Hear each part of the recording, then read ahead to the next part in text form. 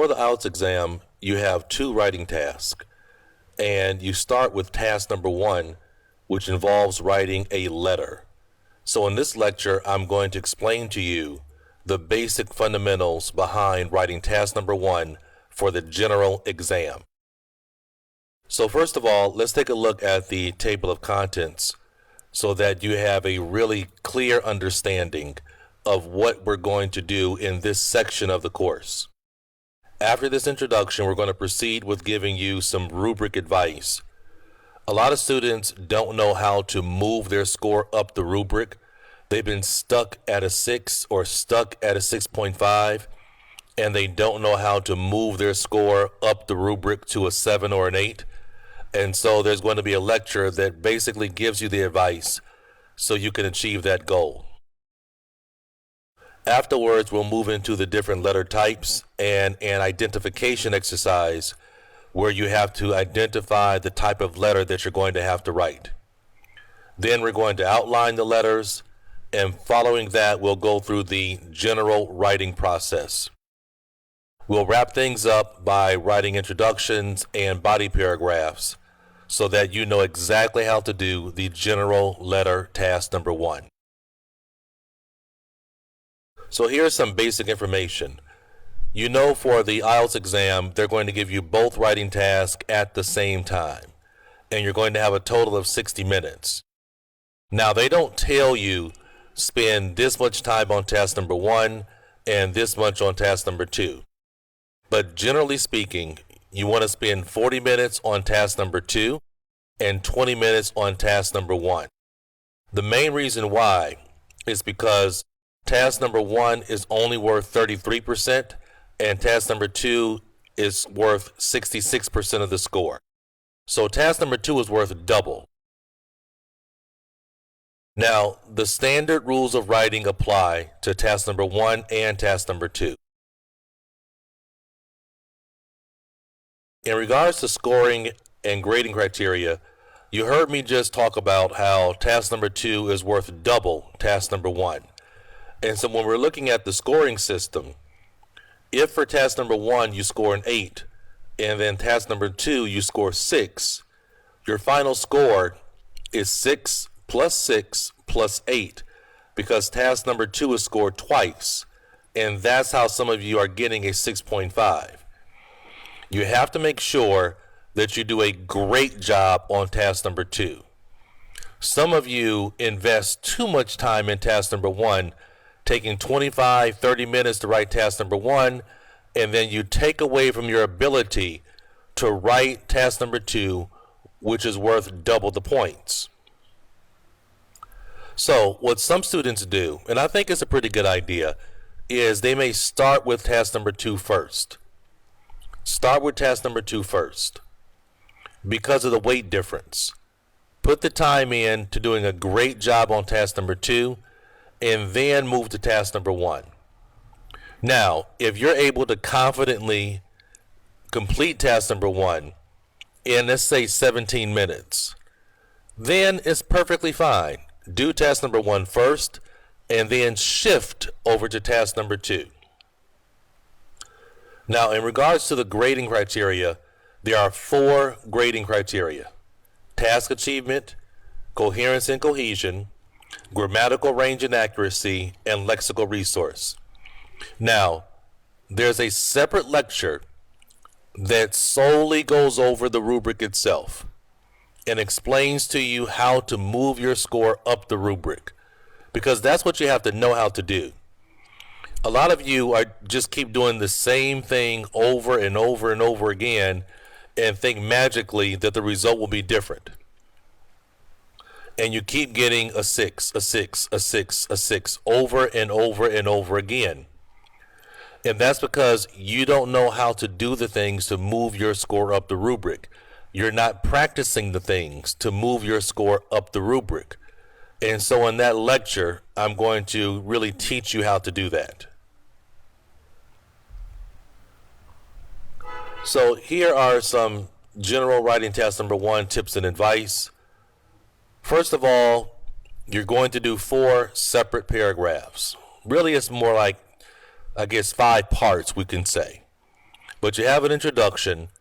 You have your body paragraph 1, which is discussion point 1, body paragraph 2, discussion point 2, body paragraph 3, discussion point 3. And then you have a short conclusion. And with the conclusion is basically just a summary statement that's very, very straightforward. I don't like to count it as a paragraph because it's really just something that is fairly standard and easy to do. Now, your focus should always be quality over quantity. Writing more does not equal a better score. Quality, quality, quality, quality. I've had a lot of students that score 8 and 9. And for task number 1, they only will write 175 to 200 words. It's difficult to do it at 150 because normally you're not really able to achieve a really good task achievement score at 150 words. Now, typically, you're going to write between 9 to 11 sentences. That's all. When you think about it, it doesn't sound like a lot, right? 9 to 11 sentences. That's all I need. And then there are 3 letter types that you possibly might face. You could do a formal letter, informal letter, or semi-formal letter. And I'll talk about the differences between those later on. So when you talk about doing a general letter, really what you're talking about is a correspondence. And there are many types of correspondence, but a general letter is something that you're going to have to do if you're dealing in everyday English situations. And that's why they test it. So with a formal correspondence, these are the type of letters that you send to a governmental body, an organization, employers, a business that you don't know. Businesses and organizations, you're sending it to the organization, you're sending it to the school. An informal correspondence is really personal. Here you're writing to a friend, a neighbor, a family member. And then we have the semi-formal correspondence. And this is written to a known person. It could be a teacher, boss, manager, or even a colleague. Now, the difference between a formal and a semi-formal correspondence is actually having a person that you're going to be writing to. So a formal correspondence would be writing to an employer. A semi-formal correspondence will be writing to a manager or boss at that company. There really is not much difference between a formal and semi-formal correspondence. In regard to the requirements, you have to have enough substance to show control over context, sequence, relevant information, ordered, the subject matter. And then you want to avoid the detractions. You have to avoid those detractions. Because you have to imagine, if somebody is reading a letter, we're talking about a real life situation, and I'm reading a letter from somebody, I'm their manager, and it's full of spelling and word choice and grammar mistakes, that takes away from me being able to see the purpose of your letter or find agreement in what you're asking me to do. And so that's why when you're making those spelling, word choice, word form, grammar mistakes, they take away from your score, because in real life, it takes away from having understanding and clarity as to what you want. So within a correspondence, your vocabulary and your grammar must be perfect. So here are some high score tips that I want you to follow. Sentence and vocabulary variety matter. The examiner, the assessor for the IELTS exam, is really looking at your sentence and vocabulary variety. Show that you can do all of the different types of sentences correctly. Show that you can use synonyms and paraphrase. This really, really improves your score. Number 2, write in your own words. Especially in the very beginning, when it comes to doing the introduction, don't just copy what the notice says in terms of the letter they want you to write. Don't just copy the information. Try to restate or paraphrase the information in your own words.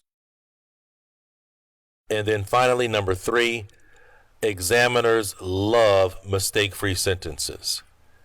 I've talked to many examiners and former examiners, and they love mistake-free sentences. Because again, it does not detract from understanding and clarity.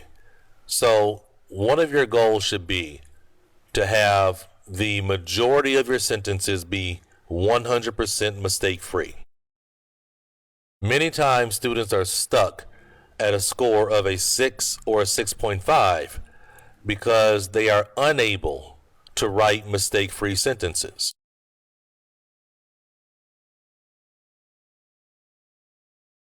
Time management is very, very important. Very important. Once you learn how to write task number 1, always practice with the clock. And your goal should be to finish in 17 to 18 minutes, not 20 minutes. Practice with a 17 to 18 minute clock. It's important that you simulate the exam. Writing in the comfort and quiet of your room is not always a great idea, because when you go into the exam center, it's not going to be so comfortable. It's not going to be so quiet. There are going to be distractions. Number 3, if you are writing the exam, then use the real answer sheets. Write on their paper. Again, you will be familiar with what you have to do on the real exam.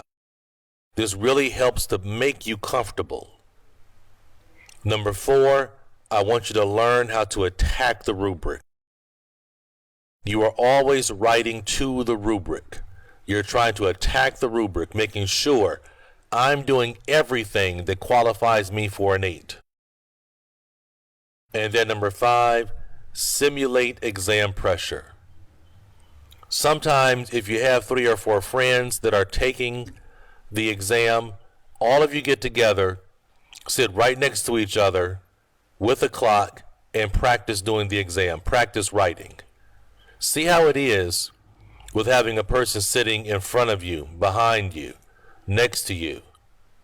Simulate that pressure as much as possible. If you can, put up cardboard dividers so you can really have your desk simulate what it's like sitting in an exam center. Now, here is some more advice on task number 1. Students ask me sometimes, do I have to address somebody? Do I have to say, dear sir, dear madam, dear Mr. Williams, dear Mark? Yes, you do have to address the person or business that you're going to be writing to. However, it's not necessary to give an address. Let me be clear. You don't have to put 1295 Maple Street, London, England. You don't have to put an address. You want to make sure that you address all parts equally. Right? That really, really helps your score. I've seen a lot of writing where somebody will have a great 3-sentence discussion point 1, and then when they get to discussion point 3, they have 1 sentence, and they just kill their score. Number 4, to really increase your score, you want to make sure that you answer the specific topic points. Every discussion point has limitation. They are limiting what you can talk about, and you need to stick to that. Number 5, use your imagination. A lot of people say, well, I've never been in that situation before. I don't know what to say. Use your imagination. It's not about you living a situation. They're testing your English. They're not testing the truth. And then finally, it's a great idea when you're first starting to practice with a great grammar application. I personally use Grammarly. I think it's a great application because it checks, especially the premium version, it checks all aspects of your paper in terms of grammar and vocabulary. And it really helps you to improve. And so for those of you that need a grammar coach, I'd make that suggestion for you. Here are some steps to success, how you can best use this course section. Take notes. The way that I teach is the same as if you're sitting in my classroom. If you're sitting in my university classroom, you're going to take notes. Also, you want to consistently study. That's how you really build and peak at the right time. Number 3, never stop improving your English. You should be studying vocabulary every single day. You should be improving your grammar every single day. Just studying for the IELTS exam does not improve your vocabulary in English in the way that you need. You have to really specifically work on those things. Number 4, ask questions. If there's something that you don't understand, if there's something that I said and you need more clarity, please ask. And number 5, let's all work on our test anxiety. So many students have told me, you know, when I'm practicing at home, I'm able to get a 7 or 8. And then I go in and take the exam and I'm getting a 6 or a 5. Why? And I say, well, what's going on with you psychologically? What's happening with you on a psychological level? Because what you're doing in practice, you should be able to replicate on the real exam. The real exam is not harder than the practice material, right? So you have to really work on your test anxiety. And for those of you who are having those challenges or difficulties, I can make some recommendations of videos you could watch or things you can read to really help you lessen your test anxiety. All right, so coming up next, we're going to go ahead and give you that rubric advice to really help you move your score up the scale. And then we're going to get into the different letter types and work on an exercise where you have to identify those different letter types. Thank you so much for joining me today. It's a pleasure, as always, to be your instructor. Take care.